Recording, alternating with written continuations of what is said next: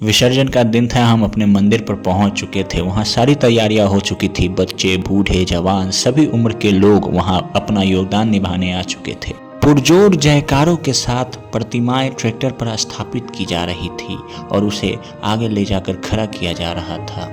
और अंत में माता दुर्गा जी की प्रतिमा ट्रैक्टर पर स्थापित की गई। सबकी आंखें नम हो गई, लेकिन दिल में एक सुकून और खुशी भी था कि अगले वर्ष इसी उत्साह के साथ तैयारी कर सके, माँ को आमंत्रित कर सके। लेकिन फिलहाल अभी तो विसर्जन का समय था और सारी प्रतिमाएं लाइन बाय लाइन ट्रैक्टर पर लादी जा चुकी थी।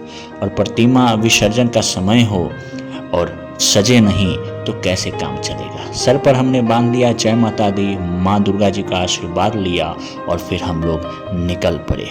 पर इन सब के बीच में एक घड़ी समस्या और चुनौती थी, माँ दुर्गा जी की प्रतिमा ऊंची होने की वजह से। लेकिन इसका भी समाधान निकाल लिया गया। उन्हें हम लोग मेन गेट से न ले जाकर पीछे के गेट से ले गए। माता दुर्गा नगर भ्रमण कर रही थी, सभी आशीर्वाद ले रहे थे। नगर भ्रमण के दौरान प्रसाद जो है सभी लोगों में वितरित किए जा रहे थे और इतना अच्छा माहौल लग रहा था जब यह देखने को मिला कि सारे लोग एकदम विसर्जन माहौल में ढल चुके थे।